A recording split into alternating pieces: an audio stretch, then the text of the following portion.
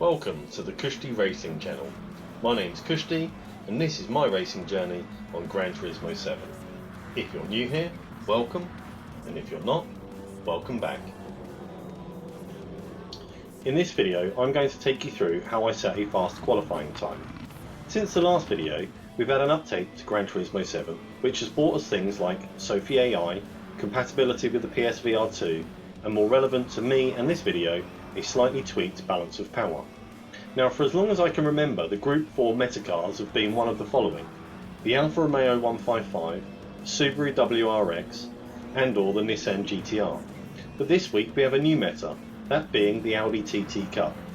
The car itself handles beautifully around this week's Daily Race B, which is trial mounted. The race itself consists of 4 laps on the racing medium tyres. Being completely upfront with you all, I have been practicing this track over the weekend in the Renault Megane. I was therefore fairly familiar with the track, if nothing else. When I first got online on Monday night, I set a 1:57.9. At that time I was 67th fastest in the world. To be honest, I was pretty impressed with that, but by the time we had reached Wednesday, lots of people had began setting faster times and I dropped to somewhere near 200th. While this is still quite quick, you'll see that overtaking opportunities around here are few and far between, and therefore the qualifying time became all the more important. So I'm going to roll on the clips now for you so you can see exactly how we got on. So as you can see, we've already done 7 laps. We've set a slightly quicker 1:57.9 on lap 7, and then skip ahead to lap 9 here. We're just completing, just done a 1:58.2. This is a 1:58.3. lap 10, 1:58.9. As you can see, darkness is beginning to set in, so we'll skip ahead a little bit because the night was really hampering me, and now we're on lap 18, just done another 1:58.2 there. The light's beginning to, or the sun's beginning to rise, the track's becoming a little bit lighter as we come through this first section. 10th and a half up already, 2 tenths up as we enter into the tunnel. Down into 3rd gear, on the power nice and early, using as much of the road as we possibly can. Up into 4th, quickly down into 2nd gear, power on as soon as we hit the apex. 4 tenths up now, 31.8 for that first sector. That's so quick. That's the fastest time I've done through that first sector ever. I've been taking this corner here in 3rd gear, but this time I took it in 4th. It seemed to be a bit quicker.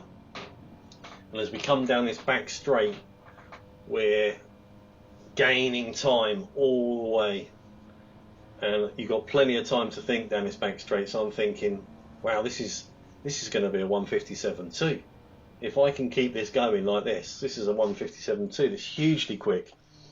And come around this long left-hander, we get a little bit bogged down on the exit, lose a little bit of time through this section here. Not too bad through this section. Down into 2nd gear, on the power again as soon as we hit the apex. Up into 3rd, early switch up into 4th, otherwise it hits the rev limiter. Down into 2nd to get the rotation. Decided to not switch up to 3rd immediately, which I have been doing. On the power in 2nd, down here into 5th. And hard braking down into 1st gear for this last very tricky little section, which I get completely wrong. And as you can see, instead of being 7 tenths up, we're now, well, 3 tenths up. So this is looking like it's going to be a 1:57.6, which it is. On to lap 20. And as we come to complete lap 20, that's a 1:57.7. So another quick lap. It's getting lighter and lighter. The consistency is getting better as well. And this is the lap. Lap 21. Slight lift over that first corner, flat out through this section, 5th gear. Lost a little bit of time here, brake just before we enter the tunnel, down into 3rd gear, hit the apex on the power nice and early, use as much of the road on the exit as possible. Up into 4th, braking nice and early, down into 2nd gear, on the power as soon as you hit that apex again. And as we hit the first sector mark, we're a 31.8, still pretty quick. Again, up into 4th nice and early through this section. think I just brushed the wall there slightly. And I've got the opposite feeling this time now, going down this back straight. I'm thinking I'm just losing time all the way down here. This is going to be another lap where I don't beat my lap time. But I am aware that I messed up the last turn and I got bogged down in this turn here on the exit. So as we come around here, focus on the exit a little bit more this time. And as you can see, we've gained 1/10 and a half, maybe 2 tenths just in that. Just on the exit from that corner. In fact, we're up here now as we exit this turn. Again, early change up into fourth, brake just before the bottom of the dip, down into second, up into third on the power. Much better exit there as well, though. Go slightly wide onto the grass. As we come down here, there's a little bit of algae on the right hand side, which is our braking point. Down into first gear, nice and tight on the exit on the power, nice and early. Much better out that last turn that time. And we're gaining. Now what we are aware of is that there's still another 2 tenths in this lap, because we were down by that much as we came to the end of the straight. But that there is a 1:57.3, and that was quick enough for 55th in the world on Wednesday night. I was really quite pleased with that one. So then we thought we'd enter a race and see how we got on. So we start this one in P2 of all places. I thought that lap time would be good enough to start us on pole, but unfortunately not. So we start ahead of Dan in P3 in the McLaren, and ahead of behind Garda Lake Surf, the Italian, in first place. As we come through this first section, just trying to stick with him. Actually, if you're watching the rear view mirror, Dan gets it all sorts of wrong through this section, ends up trying to take it sideways, which definitely isn't the quickest way to take that those few bends. So that takes the pressure off straight away for us. We've got a 1.1 second gap to P3, and we can solely focus on trying to put the pressure on Garda Lake Surf to make a mistake. So as we come through this section, we take a slightly tighter line through there. Again, this corner here is so important because of the long back straight. Don't get it quite right, but we get it good enough to stick with the Italian as we come down this straight. We've got his slipstream. We are gaining on him ever so slightly, not enough to make a move into the long left-hander at the end, but enough to stay with him.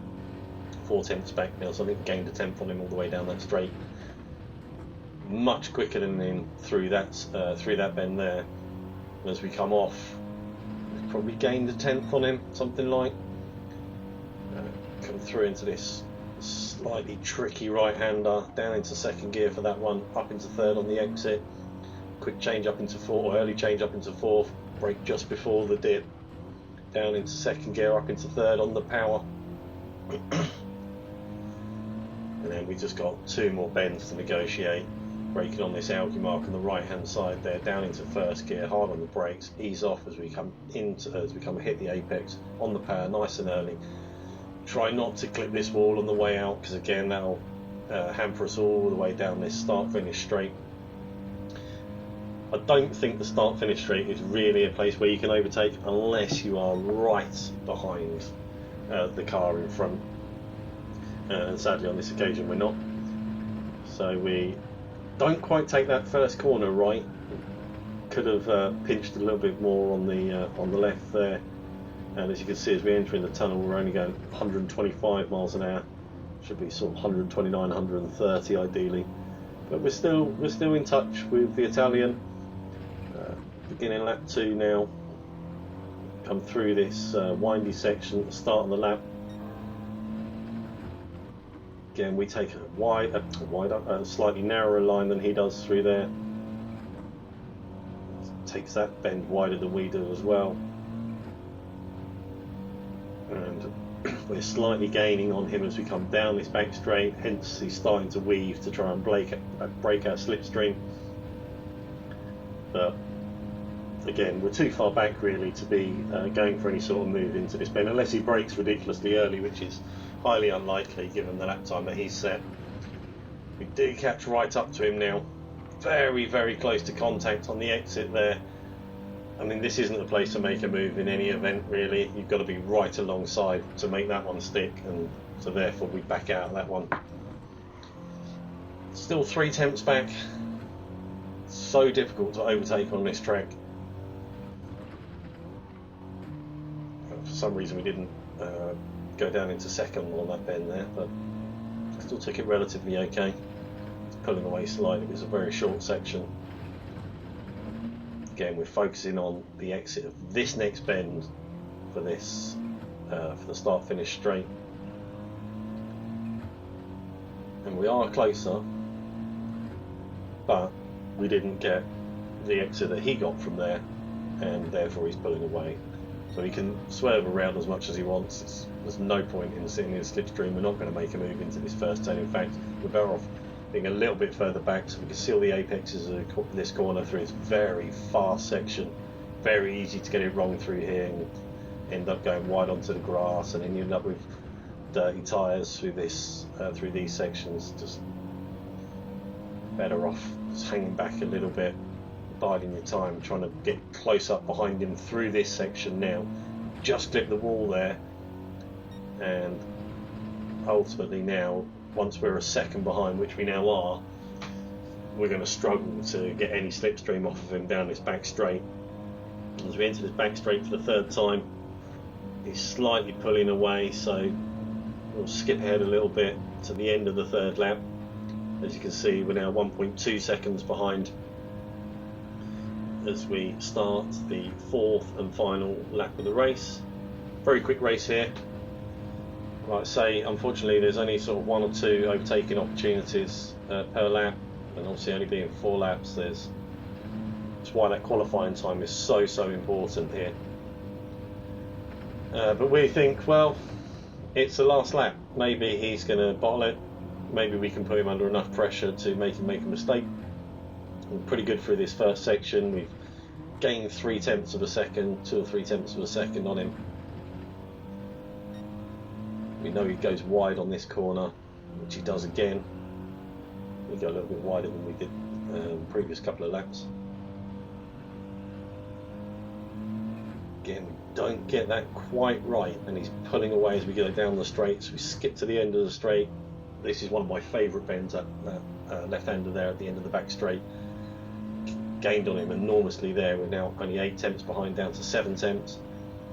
I think maybe he's feeling the pressure. Maybe we can force a mistake from him. Again, 3 more corners to go. There isn't really any overtaking opportunities, so we need a mistake from him to win this race. As we come down this last little straight, braking on this bit of algae on the right there, down into first gear, nice tight line on the power straight away. As we come out, he took that very strange, and we're right up behind him, but unfortunately we're just not quite close enough to take the position, and we finish this one in P2. I hope you liked that one, guys. If you did, don't forget to give us a like, and if you want to see more content from me, hit the subscribe button as well, and hopefully we'll see you on the next one. Thanks very much for watching.